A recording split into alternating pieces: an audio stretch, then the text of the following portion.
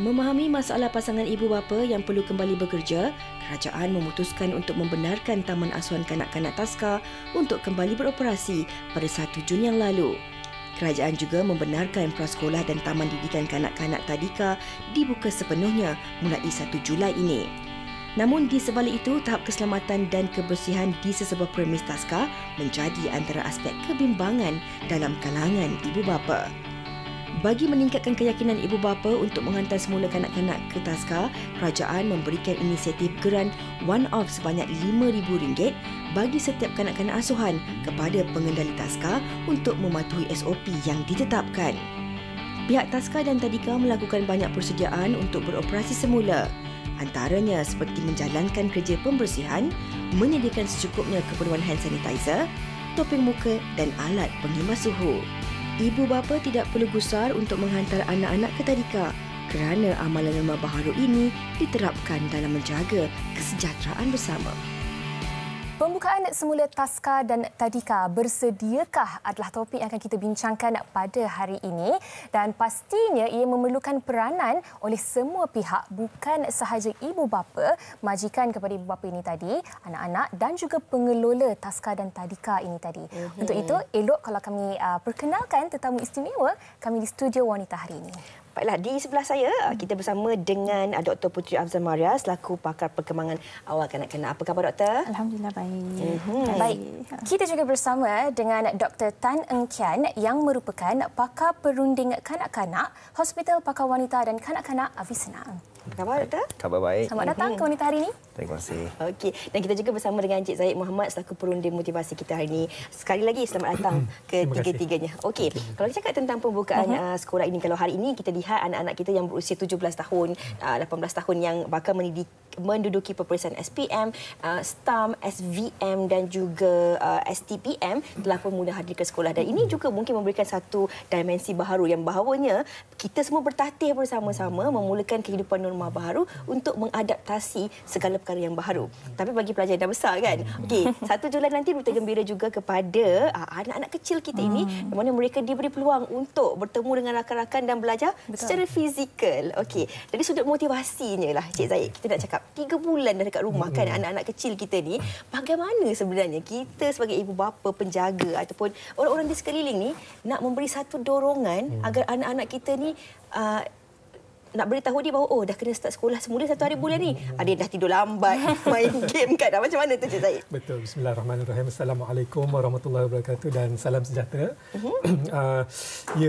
Ini sebenarnya kalau kita tengok dalam apa benda sekalipun lah, pendapat dan penerimaan setiap tu pasti berbeza, bergantung kepada keadaan. Saya dapat banyak report, malah pertanyaan, malah luahan dari ibu bapa yang kata dah tak tahan dah, work from home kan, nak work from home, anak pula crying from home kan. Jadi banyak demand. Ini kepada golongan sebegini dia masya-Allah syukurnya tadika nak buka balik kan. Dan ada satu grup lagi dia pihak anak-anak pula, alamak nak buka lah pula sebab dah selesa kan. Ada juga saya jumpa ibu bapa macam tu, baru 2 hari lepas seorang ayah duduk cerita panjang kat saya, anak dia SPM. Dia kata anak dia cemerlang tahun lepas straight A's, tahun ni ya Allah dia kata merudum. Jadinya ini adalah satu norma baru juga kepada semua lah, terutama ibu bapa macam mana nak handle benda ni. Tapi kita fokus kepada tadika hari ni, saya rasa fasa ni kita panggil fasa pilihan jugalah kepada ibu bapa. Ada yang memilih nak hantar, dan kepada yang pilih nak hantar, tugas kita semualah untuk pastikan pilihan tu tepatlah. Maknanya tempat tu selamat, follow proses SOP dan sebagainya. Dan juga ada yang memilih belum ready. Tetapi kalau dia mampu, maknanya dia tak ready tapi dia tidak menghadapi masalah work from home semua, dan okeylah. Saya rasa tak perlu paksa siapa-siapa lah kan. Kita cuma sediakan satu lagi pilihan. Ya, betul. Kelonggaran dan pilihan itulah. Menarik juga apa yang Encik Zaid katakan tadi tentang kebersediaan. Kebersediaan bukan sahaja dari ibu bapa tetapi juga dari pihak taska dan juga tadika. Mungkin Dr. Tan boleh kongsikan juga bagaimana sebenarnya ibu bapa dan pihak tadika ini memastikan kebersediaan anak-anak ini juga. Dari sudut sekarang ni semua mungkin terlalu orang kata menitik beratkan tentang COVID-19. Sedangkan anak-anak ini banyak lagi penyakit-penyakit yang mungkin mereka boleh dijangkiti. Contohnya FMD, influenza dan sebagainya. Jadi dari sudut pandangan itu, apa pendapat Dr. Tan? Okey, salam sejahtera. Terima kasih. Okey, daripada pendapat saya, sejak PKP dilaksanakan, kanak-kanak semua tinggal dekat rumah, jarang terdedah kepada penyakit-penyakit yang semasa boleh bergaul semasa sesama kanak-kanak yang ada di taska. So, secara tidak langsung bila taska dibukakan semula, ini memang akan menambahkan pendedahan golongan kanak-kanak ini terhadap penyakit-penyakit tersebut. Seperti yang disebutkan hand foot mouth disease, jangkitan kuman dekat usus yang disebabkan rotavirus, influenza, chickenpox dan sebagainya. So semua itu untuk mendapatkan adakah golongan kanak-kanak ini sudah bersedia ke tidak. Itu satu peranan yang sangat penting dimainkan oleh taska dan juga ibu bapa tersebut. So sejak pelaksanaan PKP ini, actually terlalu ramai ibu ayah yang actually menangguhkan yang jadual vaksin mereka disebabkan untuk elakkan membawa atau takut nak bawa anak nak keluar daripada rumah, terutama nak pergi ke klinik kesihatan, hospital. Boleh elakkan, mereka cuba elakkan. Tapi sekarang, it's time to review, to pantau balik semula dah.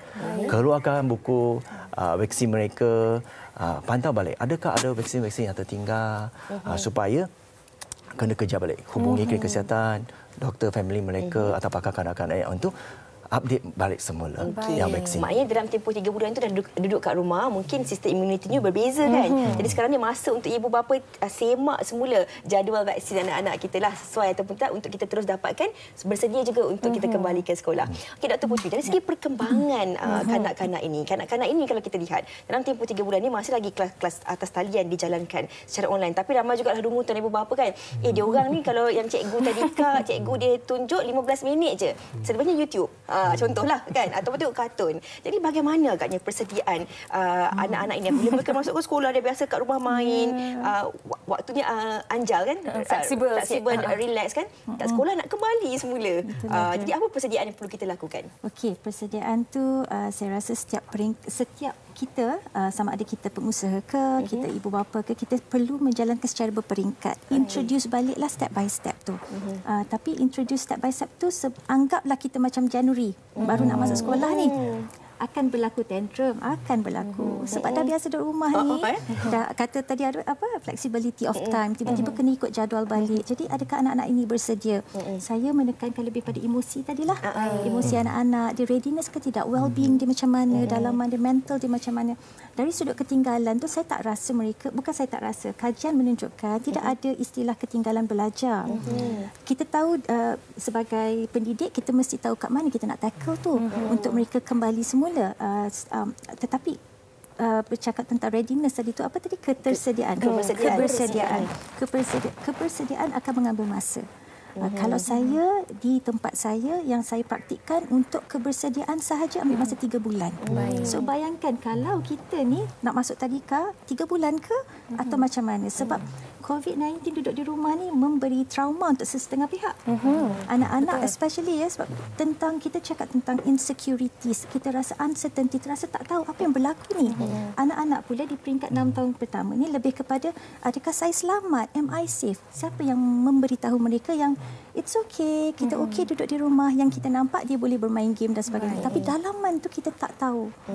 Jadi memerlukan kerjasama semua pihak untuk memastikan anak-anak ini dalaman tu okey, emosi tu okey. Jadi bermain-main dahulu mungkin menarik untuk kita neutralkan balik, kemudian barulah slowly perlahan kita kenalkan balik apa dia kandungan tu, pembelajaran tu. Nak bagi dia rasa selesa kat sekolah. Dia akan mula ni yang tak turun kereta kan?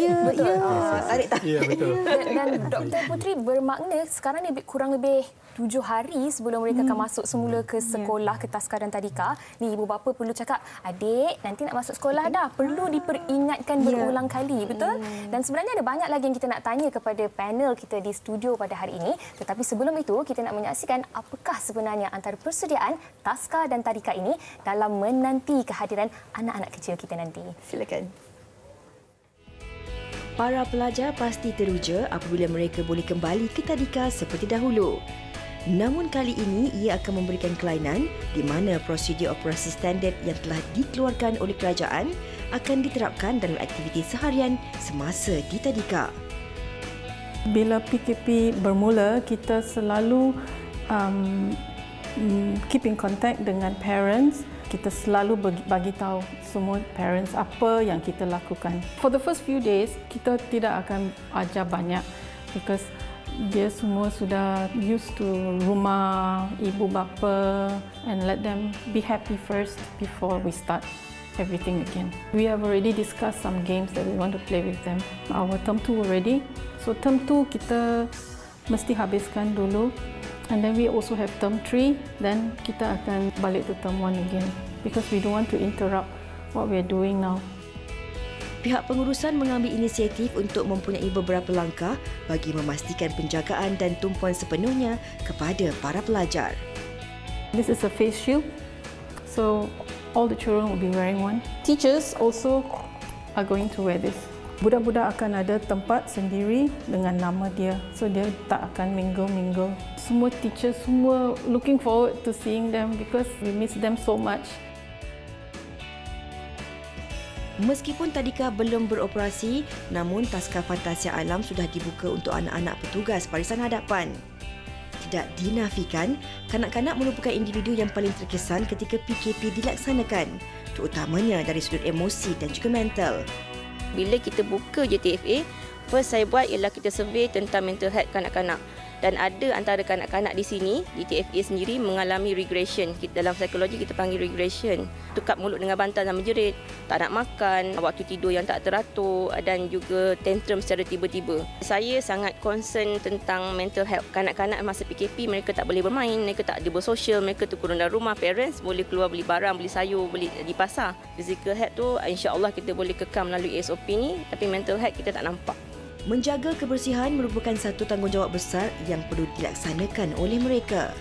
Bagi memastikan Taska selamat untuk beroperasi, semua kaki tangan akan melakukan rutin penjagaan kebersihan yang sama pada setiap hari. Staf selepas cek, mereka akan wajib mandi. Untuk operation pula, kita sanitize pagi sebelum buka. Sebelum tidur, kanak-kanak kena mandi dan teacher sanitize di dalam juga waktu bilik tidur diorang. Dan selepas balik, sanitize lagi sekali. Lebih kurang 4 ke 5 kali sanitize kot. Kita bukan hanya concern COVID saja. Untuk kanak-kanak ada macam-macam virus. Ada Kawasaki, ada HFMD, ada Rota dan lain-lain lah. Ibu bapa dan penjaga tidak perlu bimbang untuk menggunakan perkhidmatan Taska dan Tadika sebagai pusat transit atau pusat jagaan kanak-kanak secara sepenuhnya. Taska dan Tadika yang berdaftar akan beroperasi dengan norma baharu serta kanak-kanak sudah pasti akan dijaga dengan sebaiknya. Apa yang saya boleh katakan setelah melihat paparan itu tadi, ibu bapa sememangnya harus bersedia menghadapi kerenah anak-anak anda ketika nak menghantar mereka kembali ke Taska dan Tadika tadi. Adik tu tadi macam ni tau. Tak nak pergi sekolah. Betul. Dan tadi sebelum kita menyaksikan paparan itu, saya tertarik juga dengan apa yang dikatakan oleh Dr. Puteri berkenaan dengan kebersediaan dari sudut emosi anak-anak itu. Mungkin doktor boleh berikan sedikit gambaran kepada ibu bapa bagaimana sebenarnya mereka boleh tackle anak-anak ini untuk menyediakan minda dan juga emosi mereka untuk kembali ke Taska dan Tadika. Okey, so basically paling mudah lah ya yang ibu bapa mungkin boleh terus praktikkan di rumah adalah bercerita dengan anak. Kita panggil ada social story, ada ya term-term seperti ini dalam pendidikan awal kanak-kanak di mana kita menyediakan anak-anak dengan bercerita dahulu apa yang bakal berlaku. Jadi contoh expectation ataupun kita macam mana kata ya the process ya. Okey, nanti adik lagi 7 hari kita nak pergi sekolah ni dan setiap hari ni kita kena prep anak tadi. Kita ready tak? Kita seronok ni nak jumpa kawan. Down dengan mereka. Calm down. Bangun pagi. Bangun pagi itu penting tu kan. Kan bangun pagi, are we ready? Alamak, kita nak prep apa ni? Buku sekolah ada tak? Jadi readiness tu juga yang saya kata macam Januari tu setengahnya mungkin memerlukan motivation kepada anak tu seperti beli beg baru contohlah ya, tapi taklah saya galakkan itu. Nanti nak kena shopping dan sebagainya. Tetapi basically prep the mind. Kita nak menyediakan penyediaan dari sudut mental mereka. Kita nak bersedia ni, nak pergi ni, nak jumpa kawan-kawan. Siapa kawan-kawan kita? Sebab ada mungkin setengah Taska Tadika yang mungkin melakukan orang kata sikit-sikit grup-grup yang kecil kan, grup-grup yang kecil. Okey, siapa kawan-kawan yang dalam satu grup yang sama dengan adik contohnya. Kita nak jumpa kawan-kawan ni, nak update apa yang kita buat kat rumah sepanjang 3 bulan duduk kat rumah, apa yang kita buat. Tengok skrin tak sama kan adik kan? Sekarang ni kita nak berjumpa secara fizikal, tetapi kena jaga. Yang tu kita selitkan sekali. Ini peranan ibu bapa. Kita kena didik anak kita bermula dari rumah. Selain daripada emosi, faktor kesihatan tu juga harus dititik beratkan, Dr. Tan. Kalau kita lihat apa peranan ibu bapa, tadi doktor dah katakan bahawa kita kena semak semula jadual vaksin. Anak kita ni dah bersedia ke? Sebab 3 bulan duduk kat rumah, tak terdedah kepada sesiapa dari segi kebolehjangkitan dan sebagainya. Apa antara lain faktor-faktor yang harus dititik beratkan oleh ibu bapa dalam menjaga kesihatan anak-anak ini? Sebenarnya itu satu lagi ialah dari segi kesediaan anak-anak tersebut juga. Ibu ayah seperti yang tadi Dr. Puteri kata, penyediaan. Adakah sekarang mereka sudah ditedahkan kepada new normal, cara hidup kita yang baru, pakai mask, cara betul yang pakai mask, sampai ke sekolah, masa sampai ke taska, apa yang perlu buat, cara membasuh tangan, cuba elakkan. Sebelum ini kalau golongan kanak-kanak sampai ke taska, mereka akan berpeluk sesama, main sama-sama. Kali mereka macam culture shock sampai ke sana. Ini tak boleh, sana tak boleh. So sebelum kanak-kanak tersebut masuk balik ke taska, mungkin yang ini pun ibu ayah dekat rumah pun akan berpersediaan untuk kanak-kanak dan praktis latih mereka, pantau balik mereka, cara mereka cuci tangan, basuh tangan, kalau secara etika patut sesama, apa yang mereka perlu buat, sekiranya nak patut rasa sesama, kalau ada tisu pakai tisu, cara mereka nak buangkan tisu itu, basuh tangan lagi, atau sekiranya tak ada tisu, apa yang perlu buat, kalau mereka tekan elbow, you can over this side.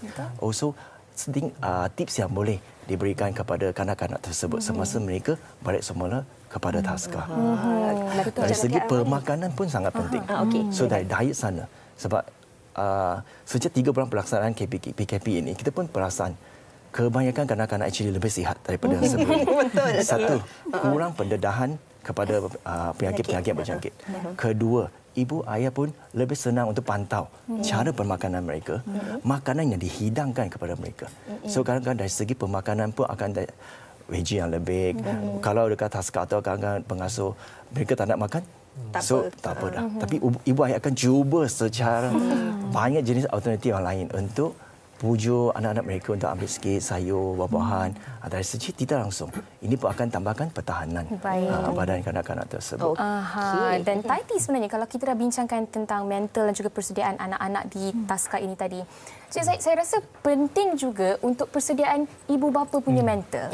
Sebab kadang-kadang ibu bapa ni apabila mereka fikir, okey dah tak boleh work from home, harus kembali ke tempat kerja dan nak secepatnya menghantar anak-anak mereka ke taska dan tadika tanpa mereka sendiri mempunyai ilmunya, mempunyai persediaannya tentang bagaimana mereka nak handle situasi ini.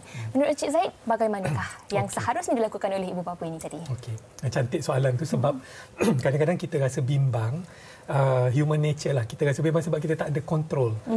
Kita macam seolah serah je anak kat situ. Tapi sebenarnya banyak kontrol ataupun benda kita boleh buat. Pertama sekali macam doktor sebutlah, kalau tengok anak sihat ke tak sihat. Kalau anak tak sihat, jangan hantar. Kita kena bertanggungjawab lah. Saya sebagai wakil ibu bapa lah agaknya. Ini antara peranan dan tugas ibu bapa lah. Pastikan anak sihat. Bukan kata masa nak hantar tu aja, masa weekend, masa pergi mall pun kena jaga, takut berjangkit kan. Dari Isnin nak hantar ke tadika, hari Isnin hantar ke tadika pula. Jadi proses penjagaan tu berlaku 24 jam. Dan yang kedua, kerjasama dengan pihak taska lah. Melawat, saya rasa kadang-kadang kita rasa tak tenang hati sebab kita tak tahu kan, kita buat assumption. Okey ke tadika ni, okey ke tak. Saya suka tadi gambar-gambar yang ditunjuk tadi, memang saya galakkan ibu bapa tengok gambar-gambar macam tu. Saya sendiri terima banyak gambar-gambar dari pengusaha taska. Dia Encik Zaid tolong share gambar ni boleh. Anak transit tengah solat. Ramai tapi duduk jauh-jauh. Saya rasa bagus dia orang ni. Bila saya tengok macam tu, saya sebagai seorang ayah, saya rasa okeylah kot tadika. Dan kita tengoklah banyak gambar-gambar macam kontak pengusaha, boleh tak hantar gambar-gambar persediaan. Kalau tengok tempat orang lain mungkin kita tak rasa. Ni kita tengok taska kita sendiri yang kita biasa hantar kan, kontak dia orang, tolong hantar gambar terkini boleh tak? Dan benda-benda macam itulah yang buat kita rasa terkawal emosi kita. Dan saya suka je sentuh pasal emosi kanak-kanak tadi. Sebab ramai ibu bapa kata anak dia nak pergi. Ada yang macam tu. Anak tak sabar dia, kan? Tak sabar nak pergi. Itu pun gangguan emosi juga. Tak boleh pergi. Yang dua jenis lah gangguan emosi yang tak nak pergi, tiba-tiba kena pergi. Ini memang nak pergi sebab ada kawan ke, dia dah suka dengan pengasuh ke, dan tak boleh. Dua-dua gangguan emosi. Jadi peranan ibu bapa lah kat situ untuk tenangkan anak tersebut. Carilah jalan macam mana pun supaya anak tu bersedia lah. Yang penting kita sendiri, mental kita. Adakah boleh kita paksa anak kita ni kalau dia tak nak pergi? Kalau boleh jangan paksa. Jangan paksa kan. Itu yang trauma saya nanti. Itu another trauma yang perlu kita handle, yang susah ya, bukan senang nanti nak kita nak betulkan balik tu, nak bantu balik. Tapi saya setuju tu bila kata itu yang maksudnya berperingkat tu. Biarlah sikit-sikit, pelan-pelan. Mungkin seminggu tu berapa kali je dulu. Shorter hours. Kita test. Apa yang penting? Ibu bapa tu perlu bagi anak-anak ni rasa excited, rasa semangat, seronok nak kembali ke sekolah supaya mereka tak rasa terpaksa. Betul. Satu lagi saya perasan kanak-kanak ni dia ikut arahan lebih baik dari orang dewasa. Betul. Kalau macam tadi kan, kalau cikgu yang pandai ambil hati, dia boleh je tak bagi salam, tak bagi peluk, boleh bermain tapi tanpa sentuhan. Amazingly, dia orang ikut arahan SOP lebih baik dari orang dewasa. Mendengar kata. Lagi satu, kalau kita perasan anak-anak kecil ni, dia memang akan mendengar kata guru-guru mereka. Kebiasaannya kan. Kalau cikgu kata lah. Okey, kita nak dengarkan juga pendapat ibu bapa di luar sana tentang topik kita pada hari ini. Ini dia.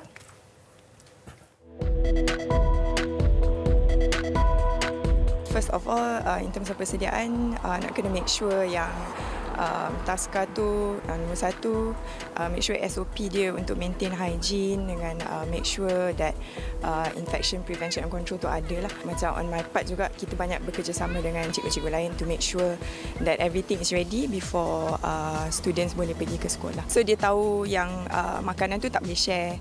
So makanan yang bawa sendiri tu adalah untuk dia, and then utensils semua tak boleh share. Memang daripada advertisement yang tengok dalam TV lah. Sebelum pembukaan taska, teachers ada buat video conference dengan parents, and dia terangkan SOP, and then dia ada tunjuk video lah dengan apa yang boleh dilakukan dengan apa yang tak boleh dilakukan. Firstly, kita kena make sure lah diorang tu sihat lah, tak ada gejala apa semua. Didik diorang dululah apa yang boleh, apa yang tak boleh. Diorang pun faham COVID-19 ni apa benda, and then macam mana SOP basuh tangan. Diorang tahu hand sanitizer apa, mask apa semua. Dah ajar benda tu semualah sebelum masuk taska lagi. Barang untuk anak-anak seperti baju, pakaian dan juga makanan lah. Sebab taska untuk yang ni, kita kena readykan makanan untuk orang daripada rumah, straight daripada rumah. Tanpa kita pergi ke mana-mana lah. Selalu pesan anak untuk basuh tangan lah. Mula-mula saya call teacher lah untuk tahu apa SOP dalam untuk taska masa PKP ni.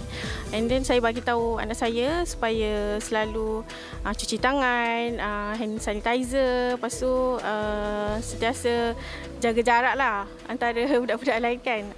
Saya bagi nasihat kepada anak saya untuk jangan peluk kawan-kawan sangat lah. Baik, itu mungkin antara kegusaran yang akhirnya menjadi kepekaan oleh ibu bapa kepada kesihatan anak-anak mereka. Baik, di hujung perbincangan kita ni kan Encik Zaid, mungkin Encik Zaid boleh kongsikan juga sebenarnya bagaimana peranan ini bukan sahaja perlu dimainkan oleh satu pihak sahaja. Contohnya, apabila dah menyerahkan kepada taska dan tadika, itu menjadi tanggungjawab taska dan tadika sahaja. Sedangkan ianya perlu dimainkan secara aktif oleh ibu bapa dan juga anak-anak ini sendiri tadi. Saya selalu suka, saya punya favourite quote lah, untuk dapat tanda bagus macam ni, ada 4 jari kat bawah ni. Ini abang ipar saya ajar, dia pun guru besar juga. Dia kata untuk dapat sihat, anak yang sihat, anak cemerlang, maknanya anak tu sendiri main peranan, pihak taska atau pihak sekolah, ibu bapa dan guru-guru. Jadi betul lah yang nak sebut tadi, tanggungjawab ibu bapa biasanya kita fikir macam transaction, business transaction. Okey, saya dah bayar yuran, awak jagalah anak saya. Tak boleh. Ini bukan transaction, ini investment. Jadi untuk investment kita kena jaga juga. Tanggungjawab kita pun ada, kena pantau kan. Jadi macam saya sebut tadi lah tanggungjawab, ada parent tadi pun sebut, pastikan anak kita sihat, pastikan anak kita bersedia, dan jangan lupa berdoa banyak-banyak. Sebab doa ibu dan ayah tu mudah dimakbulkan, terutama ibu ayah tengah risau kan. Dan sambil-sambil tu tenangkanlah hati kita, contact lah, communication dengan pihak taska tenangkan hati, capailah jiwa-jiwa yang tenanglah. InsyaAllah. Jadi sebab kalau tak tenang nanti anak tu dia berjangkit. Betul juga. Kalau kita lebih tenang dan kita dah bersedia, anak kita pun akan melihat akan mengambil aura yang positif itu daripada law of attraction. Ya, law of attraction. Jadi hantar anak-anak ke Tadika dan Taska ni bukan transaksi tetapi investment. Okey, Dr. Tan mungkin boleh kongsikan juga kepada penonton-penonton kita, bukan saja dari sudut emosi ibu bapa ataupun anak, tetapi dari sudut kesihatan yang harus kita titik beratkan untuk sama-sama menjaga kesejahteraan bukan diri anak kita je, tapi anak-anak lain yang berada di sekeliling itu. So untuk mesti ibu ayah mereka akan rasa risau nak hantar balik kepada Taska. Itu memang faham. Yang kita paling penting dekat sini lah, COVID-19 ni adalah satu virus yang kita tak ada vaksin lagi dan tak ada rawatan yang spesifik lagi. So itu sesuatu yang kita tak dapat nak kawal. Apa yang kita boleh kawal ialah sekarang terhadap jangkitan atau penyakit yang berjangkit yang boleh dikawal dari segi vaksin. So daripada sana, seperti yang saya sekali lagi tegaskan, vaksin perlu disemak semula, dipantau semula supaya kanak-kanak diberikan vaksin untuk mencegah jangkitan kuman yang berjangkit. Kedua, pantauan terhadap new normal atau cara hidup yang baru terhadap kanak-kanak tersebut. Adakah mereka, sebab kanak-kanak kalau ajar dia satu kali, tak semestinya dia akan ingat. So kena reinforcement setiap kali kena uji balik semula. Dan pada masa yang sama, sekiranya anak tak sihat, ada demam, ada sesama, ada batuk, jangan hantar ke Taska. Jangan. Sebab itu satu langkah yang boleh elakkan daripada jangkitan tersebut diberikan kepada kanak-kanak yang lain. Dan sekiranya dekat Taska ada kes-kes atau ada kanak-kanak yang tidak sihat, pengusaha Taska serta-merta kena hubungi ibu ayah. Dan ibu ayah kena serta-merta pergi ambil kanak-kanak untuk dapatkan rawatan. Dan bukan lagi tunggu sampai petang. Itu salah satu yang boleh dilakukan. Okey, itu tanggungjawab bersama. Itulah juga kita katakan kita jaga kita je, bukan bermaksud kita jaga diri kita je, tapi kita turut menjaga kesejahteraan insan-insan yang berada di sekeliling kita. Sedikit dari Dr. Putri secara ringkasnya. Okey, saya suka apa poin yang disebutkan, especially Dr. Tan tadi kata kita boleh kontrol apa yang kita boleh kontrol. Yang selebihnya akan ada pihak yang kita kena kerjasamalah ya. Jadi poin yang daripada Encik Zaid pula, pihak sekolah, guru-guru, pendidik, pihak kanak-kanak dan ibu bapa itu sendiri masing-masing memainkan peranan. Kita jaga kita, saya summary-kan balik. Oh, I'm sorry. Okey, basically kita kena sama-sama tolong each other, jaga masing-masing. Ibu bapa kena bertenang, itu sahaja. Bila ibu bapa bertenang, insya-Allah pihak sekolah pun akan bertenang sebab dia tak ada pressure. Jadi we have to work together lah, kena. This is the time. Insya-Allah. Baik. Kami nak ucapkan terima kasih kepada panel di studio kita pada hari ini yang dah berkongsi sedikit input yang saya kira sangat-sangat bermanfaat dan berguna, khususnya buat ibu bapa di luar sana yang nak menghantar anak-anak mereka ke Taska dan Tadika pada 1 Julai nanti. Pembukaan Taska dan Tadika bersediakah? InsyaAllah kita harus bersedia. Kalau tidak esok, lusa, kita harus bersedia kerana masanya akan tiba. Jadi, kita nak ucapkan sekali lagi terima kasih kepada Encik Zaid Muhammad selaku pengundi motivasi, Dr. Tan Eng Kian selaku pakar perunding kanak-kanak daripada Hospital Pakar Wanita dan Kanak-kanak Arisina, dan juga kepada Dr. Putri Afzan Mariam bersama kita pada hari ini.